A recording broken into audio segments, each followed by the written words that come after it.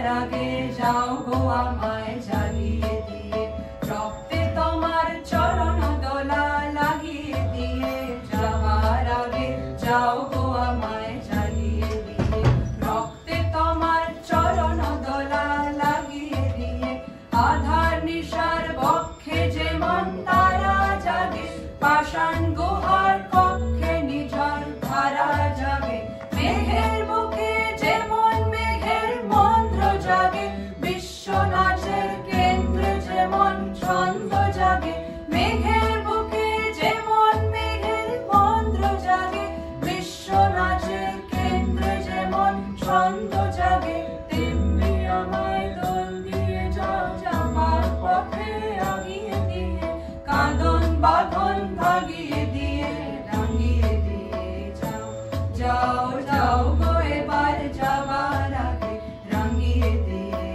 যাও, যাও যাও গো এবার যাবার আগে, রাঙিয়ে দিয়ে যাও, যাও যাও গো এবার যাবার আগে, রাঙিয়ে দিয়ে যাও। सगळ्यांचं स्वागत आणि नमस्कार. गेल्या 2 वेळेला डिसेंबर जानेवारी आपल्यातल्या 4 जणांनी आपल्याला 4 पुस्तकांबद्दल सांगितलं होतं, म्हणजे त्यांच्या करवी आपणही ती पुस्तकं वाचलीच. आजचा हा वाचू आनंदेचा मेळा जरा वेगळा आहे. आज आपण कवितांचं दर्शन घेणार आहोत. मी दर्शन हा शब्द वापरला कारण कविता नुसती वाचून कळतेच असं नाही, ती दिसावी लागते. कविता वाचायची म्हणजे फक्त आशय समजला की झालं का, तर नाही. मला वाटतं एखाद्या सुडवून मूर्तीसारखा कवितेचा आकारही बघायचा असतो, तिची नाजूक वळणं, तिचे अलंकार, एखाद्या नदीसारखी तिची लय अनुभवायची असते. कुमार गंधर्व रागांच्या बाबतीतही म्हणायचे ना, तसंच कैसे आहे कवितेचे, ती जिवंत होऊन समोर उभी राहायला लागते. आणि आज आपण जी रवींद्रनाथ ठाकूरांची कविता घेतोय, तिच्याकडे नुसतं बघूनही भागत नाही, तिचं डोळसपणे दर्शनच घ्यावं लागतं. आपण ज्या गाण्याने सुरुवात केली त्या कवितेचंच बघा ना.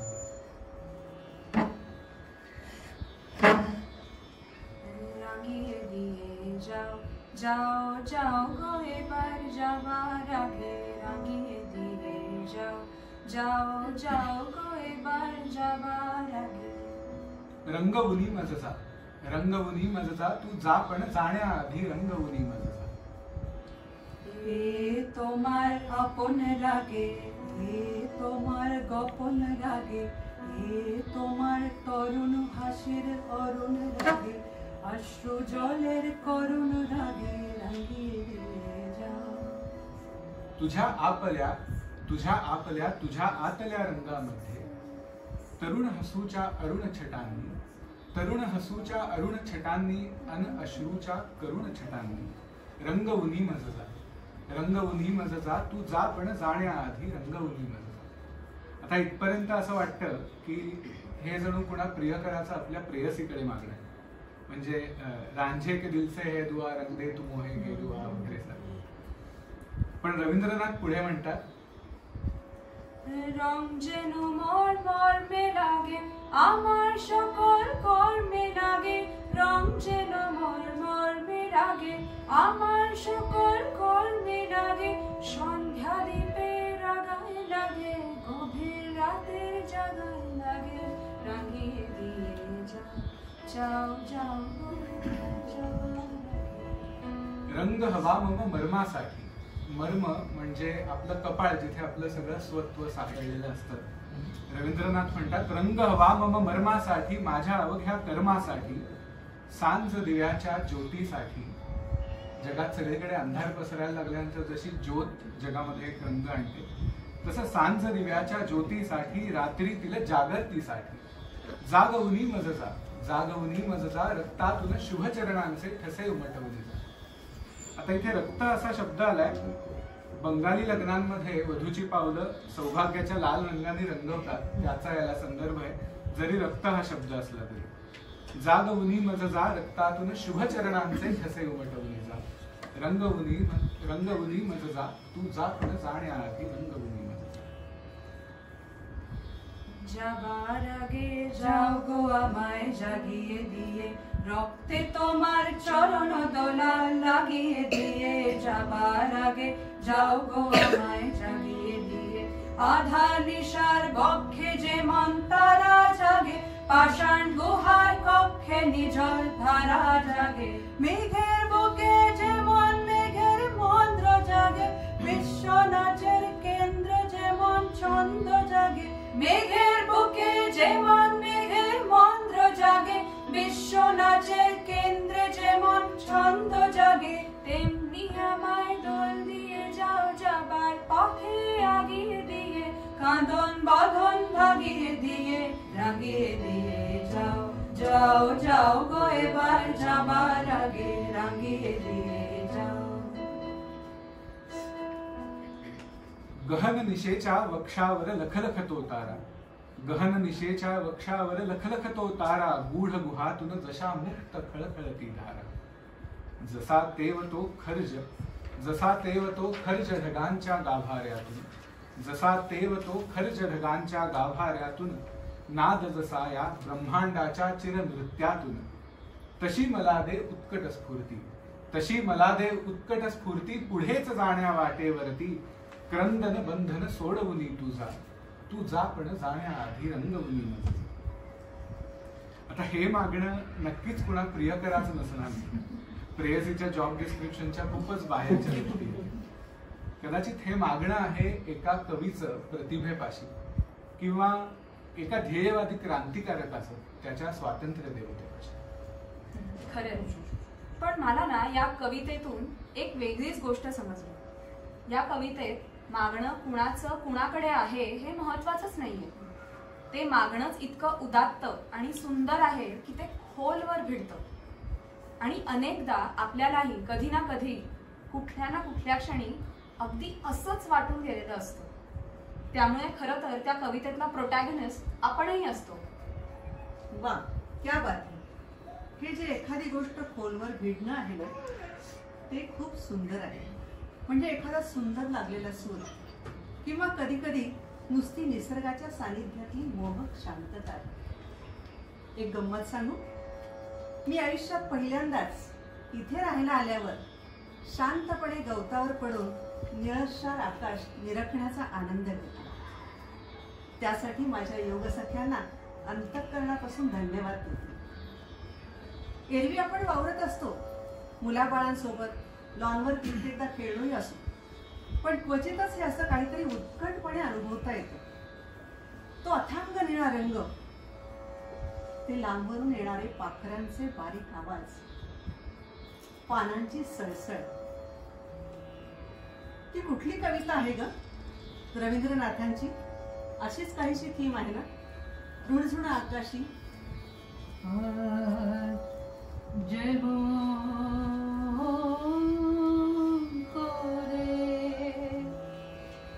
गाईचे आकार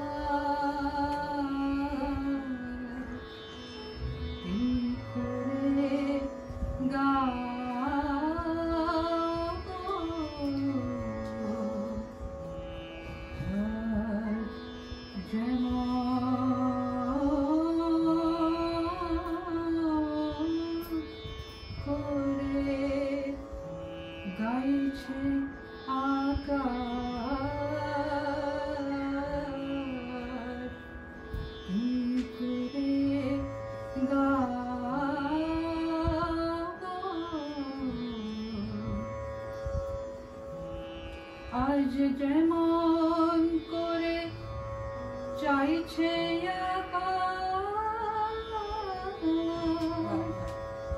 তেমনি করে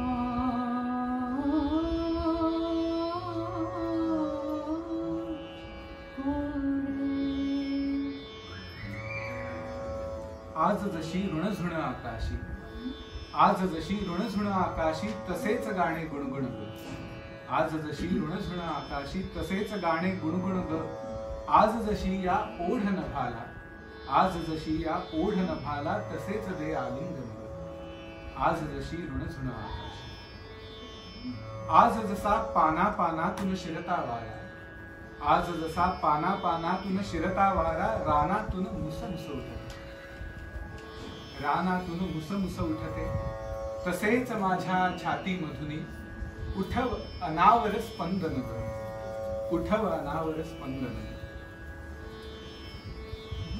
सुंदर. ही आकाशातली अच्छा माझे मन पाता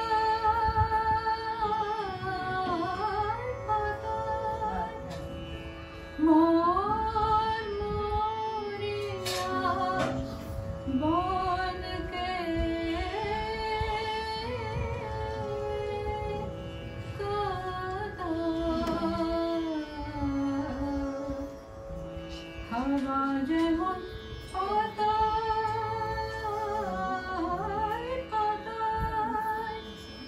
मोर मोरिया बोल के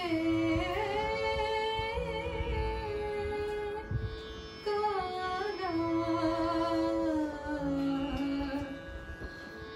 हिंदियों मार बुके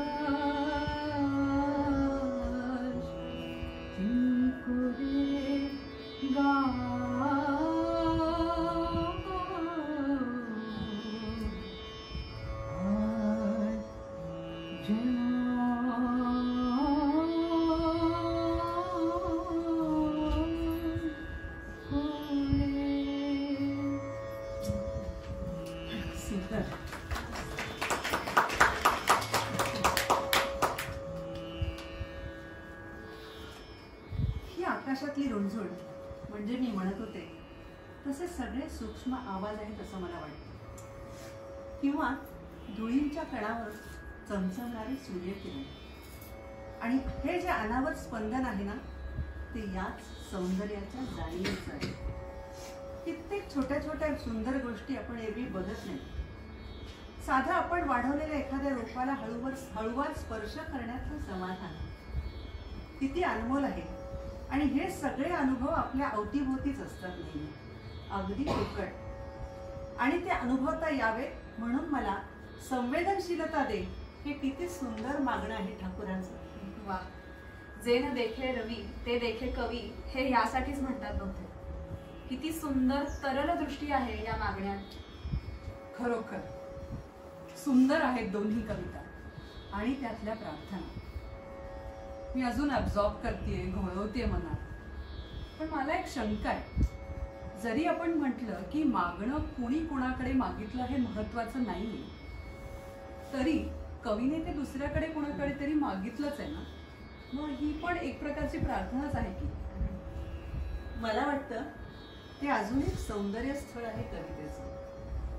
हे मागणं आत्म्याचं परमात्म्याशी आहे. म्हटलं तर दोन्ही वेगळे आहेत, पण त्याच वेळी एकही आहे, अद्वैत. शेवटी आपण प्रार्थना करतो ती कशासाठी? आपल्या मनातील आर्तता व्यक्त करण्यासाठीच ना. त्यामागे कुणीतरी काहीतरी घडवावं अशी इच्छा नसते. एखादा उद्देश ठेवून आपण मागणं करतो तेव्हा त्याला नवस म्हणतात. ती देवाणघेवाण असते, प्रार्थना नव्हे. त्यामुळे खऱ्या प्रार्थनेत ती कुणी ऐकावी अशी अपेक्षाच नसते. खरी प्रार्थना फक्त स्वतःसाठीच असते. खोल आणि सुंदर विचार या. स्वतःची स्वतःपाशीच प्रार्थना. आणि मग त्या प्रार्थनेचा प्रतिसादही स्वतःकडूनच येतो. म्हणजे नुसती प्रार्थना केल्यानेच मन शांत होतं, एक प्रकारची ऊर्जा मिळते. मला वाटतं प्रार्थनेत बळ असतं म्हणतात ते हेच. बहुतेक याच भावनेने रवींद्रनाथ आपल्या सर्वांमध्ये दडलेल्या छोट्याशा पण स्वच्छंदी काजव्याला उद्देशून म्हणतात, ओ जोनाकी की सुखे ओई गाना रुती मेलेछो. कुठल्या सुखामुळे असे पंख फडफडवतोयस? वरकरणी लहान मुलांची वाटावी अशी ही कविता आणि चालही, पण आता वाटतंय की तो काजवाही आपणच, आणि काजव्याला ओ जोनाकी अशी साथ घालणारेही आपणच. जोनाकी सुखे और दाना रोटी मेलेछो. जोनाकी सुखे और दाना रोटी मेलेछो. सांजे बोले माझे उल्हास गणेश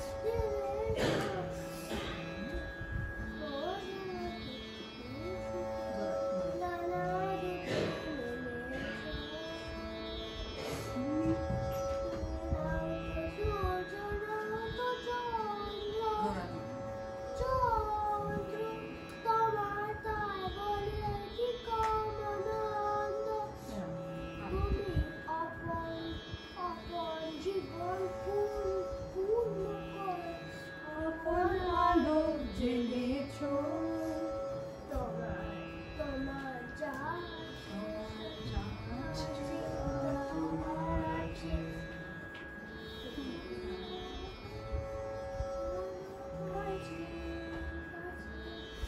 मोठ्याने म्हण, मोठ्याने म्हण. तारी आदेश पेलेछो जोनाकी की सुखे और दाना दोटी मेलेछो.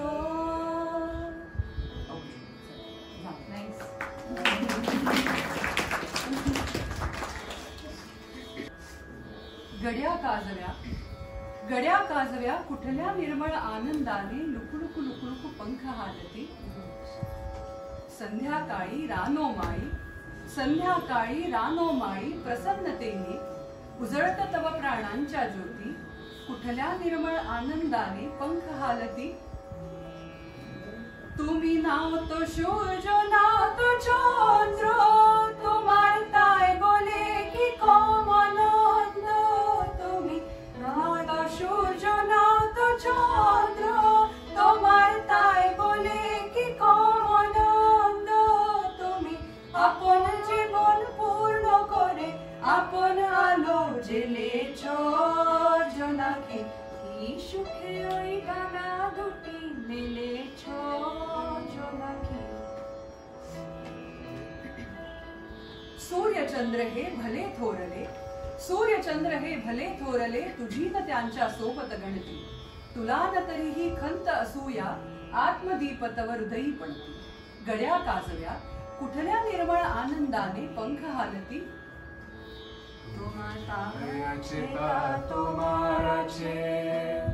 তুমি নাও করিনি কারো কাছে, তোমার আছে তা তোমার আছে.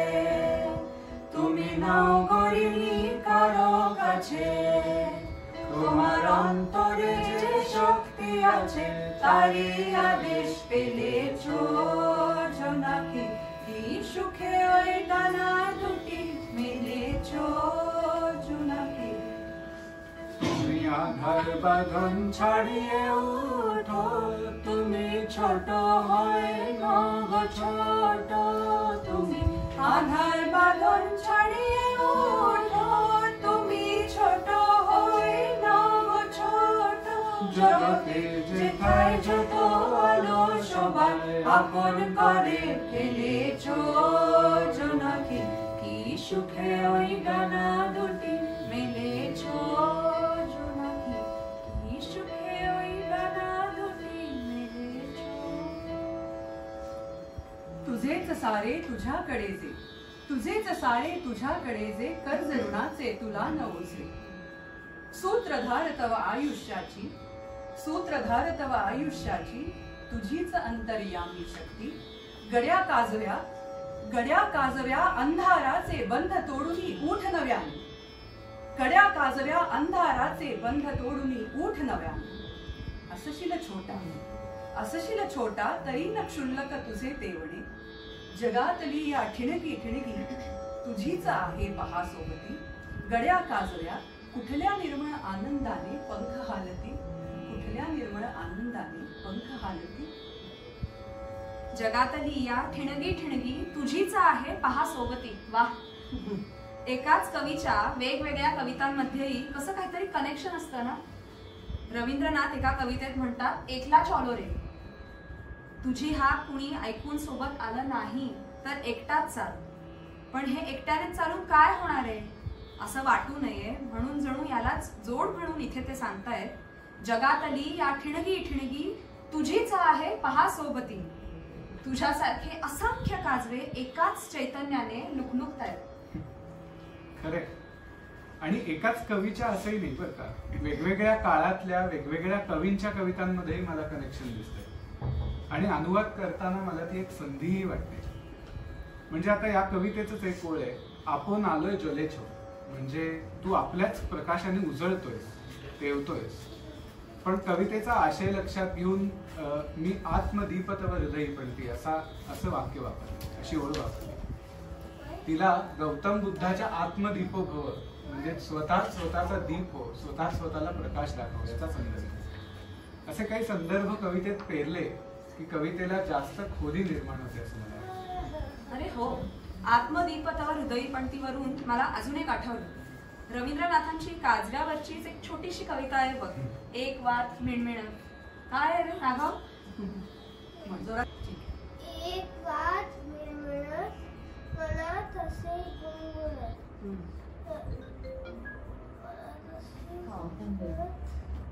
जर का मला उडता येईल भारी भारी मज्जा होय. गुंगत असता सुटलं भार पातीला फुटले पंख छान. राही रक्त कशी घरात काजू होऊन गेली वाट. रोज रोज भावे बसे প্রদীপের আলো, রোজ রোজ ভাবে বসে প্রদীপের আলো, উড়িতে পেতাম যদি হতো বড় ভালো। ভাবিতে ভাবিতে শেষে কবে পেল পাখা, ভাবিতে ভাবিতে শেষে কবে পেল পাখা, জোনাকি হলো সে ঘরে যায় না তো রাখা। पुलंच्या मुक्काम पोस्ट शांतिनिकेतन या पुस्तकामध्ये त्यांनीच आता जो राघवने अनुवाद म्हटला तो त्यांनी केलेला अनुवाद आहे पुलंनी। आपण कार्यक्रमाची जी पुस्तिका व्हॉट्सअपवर शेअर केली आहे त्याच्यामध्ये राघवने या थीमवर एक गोड चित्रही काढले, ते आपण टाकले। पुलंनी अर्थातच मस्त केलाय अनुवाद, छानच केलाय, पण तरी पुढच्या कडव्यांचा अनुवाद पुन्हा एकदा करण्याचा मला मोह आवडला नाही। बघा हा, पुकुरे जल भावे चूप करे थाकी, पुकुरे जल भावे चूप करे थाकी, हाय हाय की मजा उडे जाय पाखी। तळ्यामधल्या जळावाटे मी आपला निमूट, तळ्यामधल्या जळावाटे मी आपला निमूट, मज्जा घेत आकाशात पक्षी उडतात बेछूट। ताई एको दिन बुझी, ताई एको दिन बुझी धोवाडाना मेले, मेघ होय आकाशे ते गेलो अभयले। एक दिवस बघतो तर, एक दिवस बघतो तर त्याला वाफेचे फुटले पर, एक दिवस बघतो तर त्याला वाफेचे फुटले पर, आकाशात होऊन ढग पाणी पोहत गेले बघ। आम्ही भाभी घोडा होय माठ होबो पार, आम्ही भाभी घोडा होय माठ होबो पार, कोबू भाभी माछ होय काठी बसतात। मला वाटतं घोडा होऊन दौडत जावं दूर, मला वाटतं घोडा होऊन दौडत जावं दूर, कधी वाटतं मासा होऊन पाण्यात मारीन सूर। कोबू भाभी पाखी होय उडीबो गगने, कोबू भाभी पाखी होय उडीबो गगने, कखनो होबे ना शेकी भाभी जहा मने। किंवा कधी पक्षी होऊन आकाश घालीन पालथ, किंवा कधी पक्षी होऊन आकाश घालीन पालथ, कधीच नाही होणार का रे माझ्या मनासारखं। वा, मला या कवितेतली इमॅजिनरी खूप आवडते। किती निरागस वर्णन आहेत ही सगळी। आणि तू बंगाली ओळी वाचल्यास ऋत्विक, ते फार मला आवडलं. कारण बंगाली ही भाषा कळली नाही तरी ऐकायला फार गोड वाटते. ही भाषा विशेषतः लहान मुलांच्या बंगालीमध्ये तर ठाकूरांच्या आणि वाणीतून आलेले शब्द, त्यामुळे त्याला एक वेगळीच गोडी आहे. खरंय, बंगाली भाषेचं ते वैशिष्ट्य आहेच, पण मला वाटतं एका सिद्धहस्त कवीचंही लक्षण आहे. म्हणजे सुरुवातीच्या कवितांमध्ये मौलिक तत्वज्ञान सांगतानाही तेवढीच प्रवाही भाषा आणि अशा लहान मुलांच्या कवितेत आहे. आणि या लहान मुलांच्या कवितेच्याही शेवटी एक प्रश्न आहेच. इंग्लिशमध्ये आपण वंडरिंग म्हणतो तसं म्हणतात, म्हणजे मनाशीच घोळणारा असा एक विचार. मलाही हे जाणवलंय बरं का. म्हणजे रवींद्रनाथांच्या बऱ्याच कवितांमध्ये असं काहीतरी आपल्या मनाशीच चाललेलं असतं. कवितेतून कवीचं मन दिसतं म्हणतात ना, ते मला सारखं जाणवतं रवींद्रनाथांच्या कविता वाचताना. हा कवी खूप मनस्वी पण मृदू हृदयाचा, वरकरणी शांत अबोल पण मनात प्रचंड खळबळ चालू असणार आहे असं दिसतं. आणि कदाचित त्यामुळेच मला ते रिलेटेबलही वाटत असावे. मी रवींद्रनाथांची कविता वाचायला लागलो साधारण 9 वर्षापूर्वी. आसामच्या कोपऱ्यात एक हायलाकांदी नावाचा जिल्हा आहे, तिथे राहत असतात. बांगलादेशच्या सीमेलगतचा हा भाग. बायका एका हाताने बाळाला कडेवर घेतात ना, तसा भारत आणि बांगलादेश आहेत बघा. भारताच्या कडेवर घेतल्यासारखा तसा बांगलादेश. त्याच्या 3 बाजूंनी भारत आणि एका बाजूला बंगालचा उपसागर. तर तो बांगलादेशच्या पलीकडे टाकलेला जो हात आहे तो म्हणजे आपले त्रिपुरा, मिझोराम आणि आसामचा थोडा भाग. त्यातच हा हायलाकंडी जिल्हा येतो. तर सांगायची गोष्ट अशी की त्यामुळे तिथली स्थानिक भाषा बंगालीच, आणि त्यामुळे साहजिकच मी ती शिकलो. आज 100 वर्षानंतरही रवींद्रनाथांची गाणी तिथले लोक ऐकतात, अगदी लाऊडस्पीकरवर लावूनही ऐकतात. रवींद्र संगीताशी माझा परिचय झाला तोच. प्रत्येक भाषेत त्या भाषेला व्यक्तिमत्व देणारं असं काही अमीट साहित्य असतं. जसं मराठीत ज्ञानेश्वर तुकारामांचं आहे, तसंच बंगालीत रवींद्रनाथांचं आहे. ही भाजी किती रुपये किलो असं विचारलं म्हणजे आपल्याला भाषा आली असं होतं का? प्रत्येक भाषा आपल्यासोबत जगण्याचा एक दृष्टिकोन घेऊन येत असते. इंग्लिशमध्ये वर्ल्ड व्ह्यू असा एक समर्पक शब्द आहे. रोजच्या जगण्याला पुरेशी भाषा आपण शिकलो तरी त्यातून हा वर्ल्ड व्ह्यू मिळेलच असं नाही. तो साहित्यातून मिळतो, कवितेतून तो नीट कळू शकतो असं मला वाटतं. हायलाकांदीत वर्षातले 6-8 महिने चांगला दणकून पाऊस पडतो. मराठीत ज्या श्रावणधारा झिमझिम झरतात त्या बंगालीत घनघोर बरिशा होत येतात. खिडकी बाहेरचं जग पावसाच्या अविरत स्वराड लपलेलं असतं. नजर जाईल तिथवर सगळं स्तब्ध. आपल्याही तोंडून शब्द फुटत नसतो. त्या अबोल शांततेत नजर आत वळते. उगाचच खूप भरून येत असतं. खूप खोलवरचं काहीतरी पुन्हा पुन्हा उचंबळून येत असतं.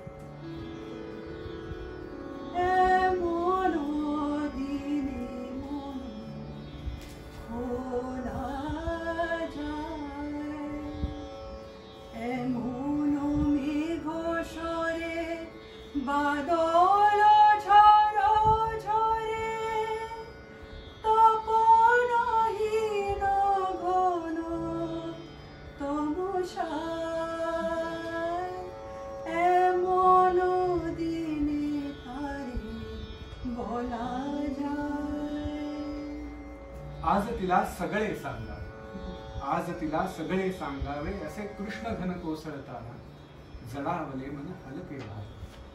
आज तिला सगळे सांगावे. अबोल थरथर नभात घर घर, अबोल थरथर नभात घर घर, कभिन्न भवती सर्व उरावे. आज तिला सगळे सांगावे. सुन्या सुन्या या दिशादहा, सुन्या सुन्या या दिशादहा ही दोघांमध्ये कुणीच नाही. अबोल जागे विषण्ण दोघे, अखंड येती सरी सरींवर, जगात दुसरा जणू नसे स्वर. जणू मिथ्या हा प्रपंच सारा, जणू मिथ्य हा प्रपंच सारा, जगण्याचाही मिथ्य पसारा, जगण्याचाही मिथ्य पसारा. फक्त फक्त कोवळे उत्कट डोळे, फक्त कोवळे उत्कट डोळे, मिलाप हृदयाचा हृदयाशी, विरेल बाकी सर्व तमाशी. करता हलके जरा मनाला, जगात त्याचे शल्य कुणाला. वृष्टी अविरत, वृष्टी अविरत, मी तिच्या सोबत मनातले जर गेलो बोलून, काय कुणाचे चढेल काळी. आवेगातच वारा वाहे, आवेगातच वारा वाहे, पुन्हा वीज लखलखते आहे. मनात ओले राहून गेले, सर्व कोपरे खुले करावे. असे कृष्ण धन कोसळताना आज तिला सगळे सांगा. अप्रतिम, निशब्दच व्हायला होतं. इंग्लिशमध्ये ज्याला कॅथार्सिस म्हणतात ना, तशी आहे ही कविता. असं वाटतंय की त्या मुसळधार सरींमध्येच कवीनंही आपल्या भावनांना मोकळी वाट करून दिली आहे व्हायला. हे किती वेगळं रूप आहे ना रवींद्रनाथांचं. आता मी या कार्यक्रमाच्या निमित्ताने थोडं कवितेबद्दल वाचत होतो, तेव्हा मला असं दिसलं की ही 1889 सालची कविता आहे. म्हणजे आता ती 134 वर्षांची. पण ती लिहित असताना रवींद्रनाथ आपल्या वयाच्या विशीत होते. त्यामुळे या कवितेतल्या अनुप्रासातून जणू त्यांची तारुण्याची ऊर्जाच वाचल्यासारखी. एमनो घनो घोरे बाजूलो झोरो झोरे तपनो हिनो घनो तमशाय. तबल्याची पढण असावी ती नदी नदी नदी ती तसं बोलत ही. कवितेचा अनुवाद करताना तिचा आशय भाषांतरित करणं तसं सोपं असतं, पण ही रचनेतली जी गंमत आहे ना, ती टिकवता येतेच असं नाही. स्वतःच असं म्हणू नये, पण खरं तर मला या कवितेचं रूपांतर म्हणूनच खूप आवडतं. आवेगातच वारा आहे, पुन्हा वीज लखलखते आहे, मनात ओले राहून गेले, सर्व कोपरे खुले करा. अगदी खरंच जमून गेलंय ज्योती. मला स्पेशली ही कविता वाचताना बोरकरांची खूप आठवण आली. आज आपण रवींद्रनाथांच्या कवितांचं दर्शन असं शीर्षक या कार्यक्रमाला दिलं. पण वेळेअभावी खरं तर हे मुखदर्शनच होणार आहे. कारण हे दार किलकिलं करणं, हे जसं मी म्हटलं तसं हे दार किलकिलं करण्यासारखं आहे. त्या प्रकाशाच्या वाटेवर आपलं आयुष्य सुद्धा पुरणार नाही, इतके रवींद्रनाथ मोठे आहेत. गीतोबितान हा त्यांच्या सगळ्या कवितांचा संग्रह, म्हणजे आपल्याकडे समग्र बोरकर वगैरे ग्रंथ असतात तसा. त्या 2000हून अधिक कविता आहेत. त्यामुळे आजचं आपलं दर्शन हे फक्त झलक या स्वरूपाचं आहे.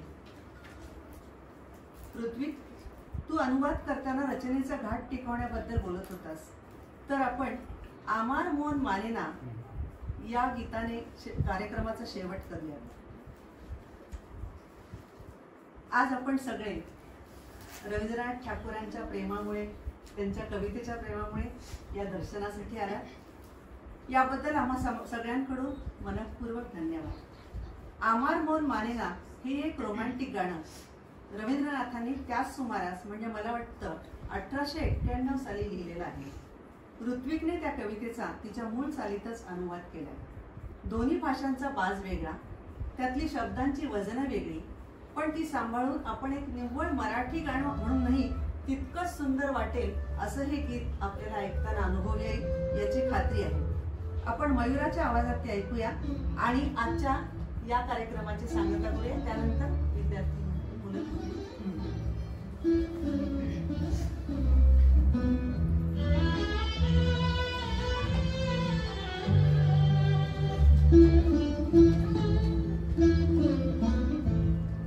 माझे मन लागे दिन राती, माझे मन लागे होता स्मृती अनावर, माझ्या देहावर रोमांच उभे राहती, आणि त्याच्या विचारात जाहली डोळ्यात अश्रूंची असह्य दाटी. साहवे नाही माझे मन लागे दिन राती, माझे मन लागे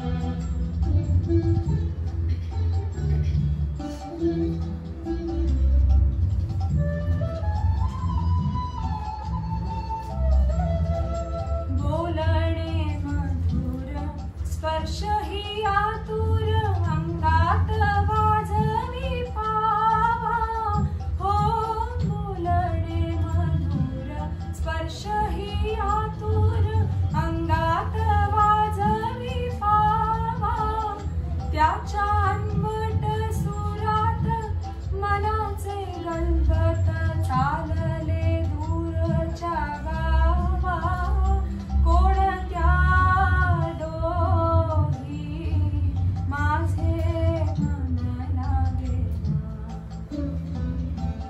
दिन राती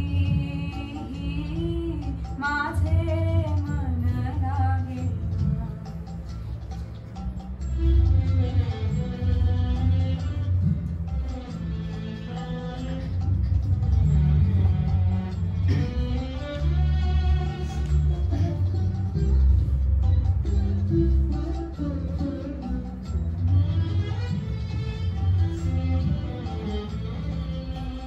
आले वाऱ्याच्या सोबत कोणाचे रुद्गत आकाश आल्हाद होते आले वाऱ्याच्या सोबत कोणाचे रुद्गत आकाश आल्हाद होते रानावनात घुमून नदीत भिजून नादावली गोड गीते फुलांचा सुगंध होऊन बेधुन मिठीत ओढतो राणी हो फुलांचा सुगंध होऊन बेधुन मिठीत ओढतो राणी कशी सांगू मी शब्दात सुखाची यात व्याकुळ प्रेम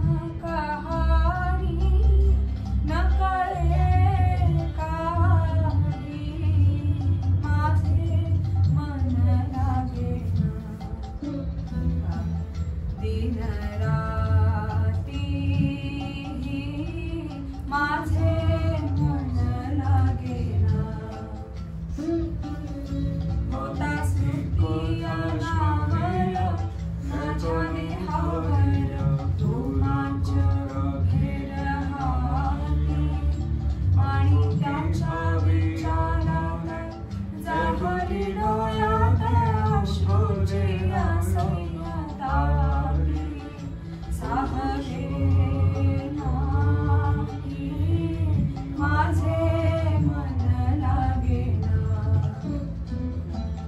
दिन राती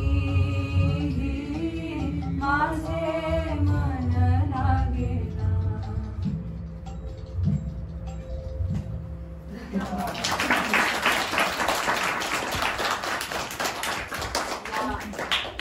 सगळ्या कार्यक्रमाचं श्रेय आणि या सगळ्याचा यशस्वी कलाकार आहे ऋत्विक पाठक त्याच्यासाठी एकदा आणि त्याच्याच जोडीने अगदी मयुरा आणि सुरभी इव्हन आम्ही दोघी सुद्धा त्याच्यात सामील मला खरं त्यांनी सामील करून घेतलंय मला पण त्यामुळे पण ऋत्विक खूप आनंद झाला आणि खरंच खूप अप्रतिम असं आजचं आपलं सत्र झालं असं मला वाटतं त्यास आपण आपल्या सगळ्यांच्या वतीने अजून एकदा 3 वेळा त्याला